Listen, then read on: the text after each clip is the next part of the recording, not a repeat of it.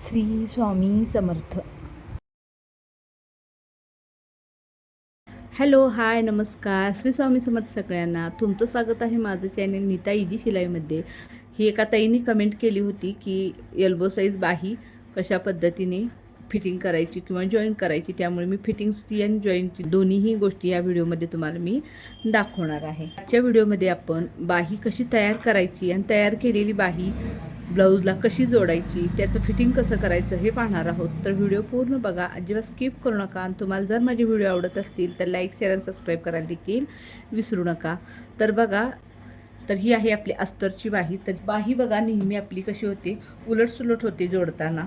बऱ्याच जणांचा हा प्रॉब्लेम आहे. कितीही व्यवस्थित जर बाही घेतली तरी देखील उलटसुलट होते आणि जोडताना लक्षात सुद्धा येत नाही. आणि ब्लाऊज जोडल्यानंतर कस्टमरने ब्लाऊज घातल्यानंतर त्यांना तिथं खेचल्यासारखं होऊ लागतं. मग कळतं की बाही उलटसुलट झाली. कधी कधी लक्षात देखील येत नाही की कशामुळे तर खेचल्यासारखं ब्लाऊज व्हायला लागले, हे लक्षात देखील येत नाही. तर बघा, ही मी अस्तरची बाही कट करून घेतलेली आहे. आता काय करणार आहे, पहिला दोन्ही बाजूचे पार्ट वेगळे करण्याआधी ह्याच्यावरती अशी लाईन आखून घेणार आहे येलो कलरच्या चॉकने. आणि हा असा भाग उलटा करायचा आणि इकडे देखील एक लाईन आखून घ्यायची. तर लाईन आखून घेतल्यामुळं काय होतं, तुमची ब्लाऊजची बाही कधीच उलटसुलट होत नाही.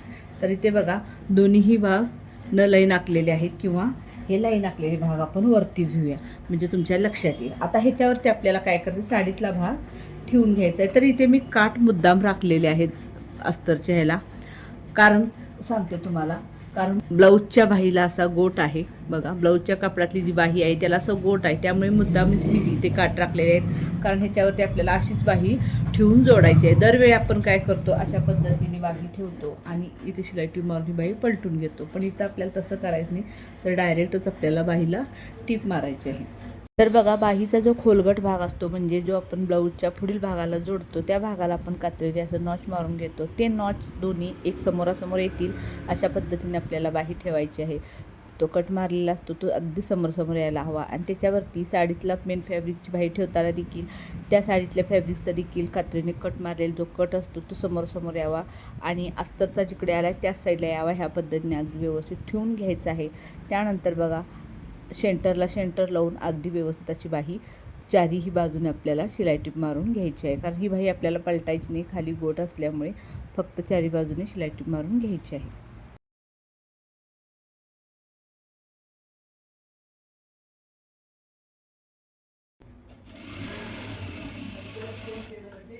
तर बघा, ही दोन्हीही बाही आपली तयार करून झालेली आहे.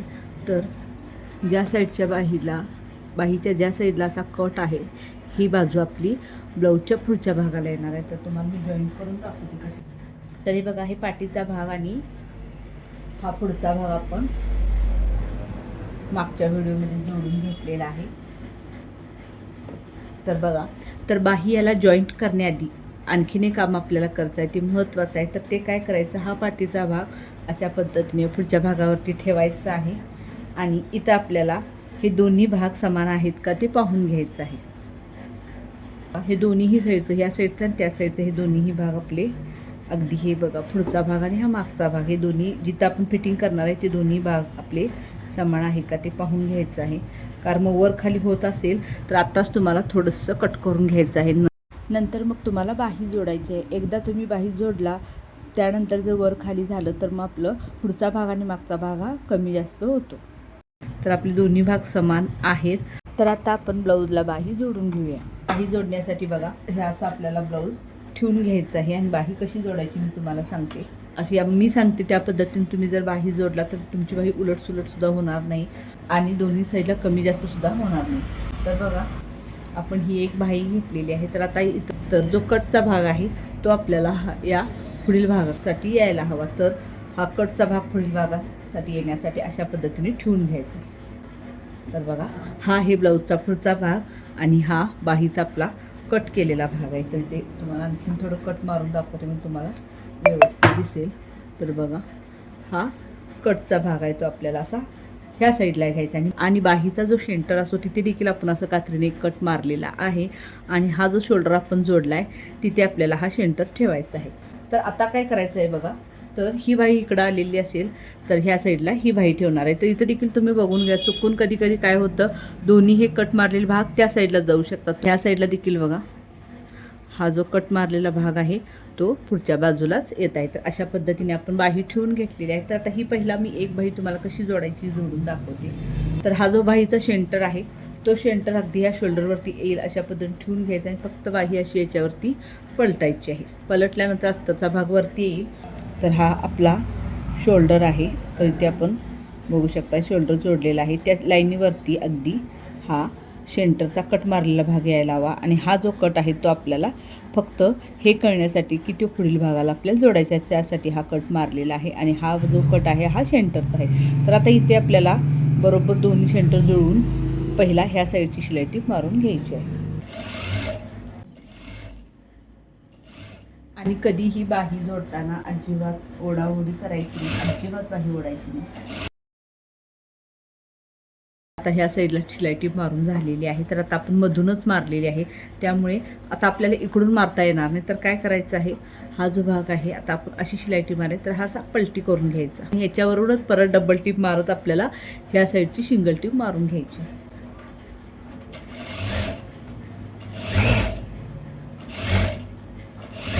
तर बघा ह्या साईडला अजून आपण शिलाई टीप मारलेली नाही तर ह्या साईडला आपली डबल टीप झालेली आहे. तर इकडं आपल्याला त्या सिंगल टीप मारून घ्यायची. सेम पद्धतीने मी दोन्हीही साईडची बाही जोडून घेतलेली. आता आपल्याला करायचं आहे फिटिंग. तर फिटिंग करण्यासाठी बघा हा पाठीचा भाग असा पुढच्या भागावरती ठेवायचा आहे आणि ठेवल्यानंतर बघा इथे असे साईडला अशा पद्धतीने पकडून आपल्याला एक दोन्हीही साईडला अशी अगदी किनाऱ्याहून एक मोठी शिलाई टीप मारून घ्यायची आहे. ब्लाऊजला ओरलाक मारत असाल तर ह्या पद्धतीने टीप मारा. जर तुम्ही ओरलाक मारत नसाल तर तुम्हाला मी कशा पद्धतीने फिटिंग करायचं हे परत एका व्हिडिओमध्ये दाखवीन. तर आत्ता बघा मी ते साईडला मोठी टीप मारून घेणार आहे. तर बघू शकताय तुम्ही ब्लाऊजच्या दोन्हीही साईडला मी कडेने अशी शिलाई टीप मारून घेतलेली आहे. तर ब्लाऊज आपण सरळ करून घेऊया. तर आता बघा मी ब्लाऊजला फिटिंग कसं करते. तर माझी पद्धत कशी आहे फिटिंग करण्याची. दंडघेर आहे ते दंडघेर घ्यायचा आहे. तर दंडघेर किती आहे आपला 6.25 आहे. तर इथे बघा मी दंडघेर घेते. तर इथून असं 6.25 इंचावर मी पॉईंट दिलेला आहे. तर ह्याही साईडला 6.25 इंचावर पॉईंट द्यायचा आहे. तर बघा 6.25 इंचावर मी दंडघेर घेतलेला आहे. तर ब्लाऊजची कंबर बघा या 33 इंच आहे. तर 33चा चौथा भाग 8.25 इंच होतो.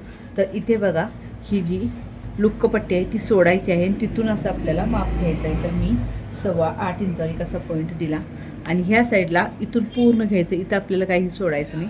तर इथून आपल्याला असं 8.25 इंचावर पॉईंट द्यायचं आहे.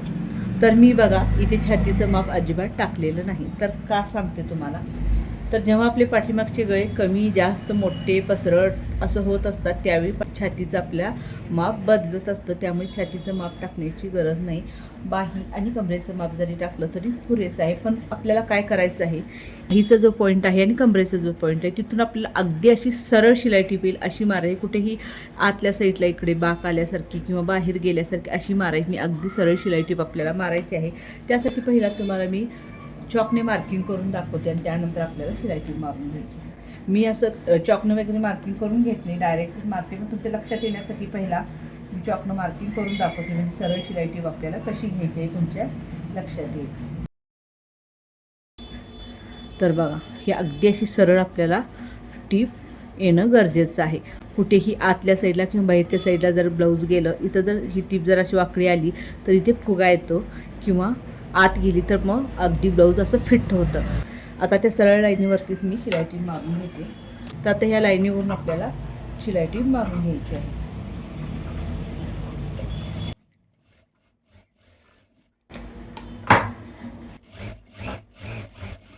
तर बघा दोन्ही साईडला आपण शिलाई टीप मारून घेतलेली आहे. आता आपल्याला फक्त कंबर आपली बरोबर आहे का ते पाहून घ्यायचं आहे. तर ती कशी पाहायची बघा, तर ही जी लुक्कपट्टी आहे ती सोडायची आहे. तिथे आपल्याला असा टेप ठेवायचा आहे. पूर्ण कमरेच्या भोवत्याने आपल्याला टेप असा फिरवायचा आहे.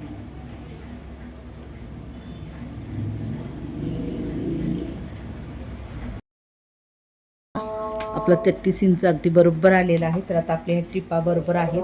तर आता ह्याच्या साईडला आणखीन दोन ह्या साईडला 2 आणि त्या साईडला 2 म्हणजे एकूण ह्या साईडला 3 आणि ह्या साईडला 3 आपल्याला फिटिंगसाठी टिपा मारायच्या आहेत.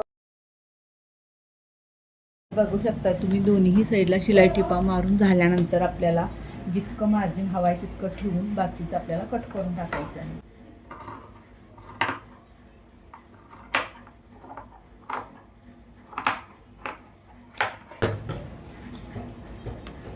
तर बघू शकता तुम्ही ब्लाऊजचं फिटिंग अगदी सरळ असं आलेलं आहे. कुठेही लाईन अशी आत वगैरे आली नाही.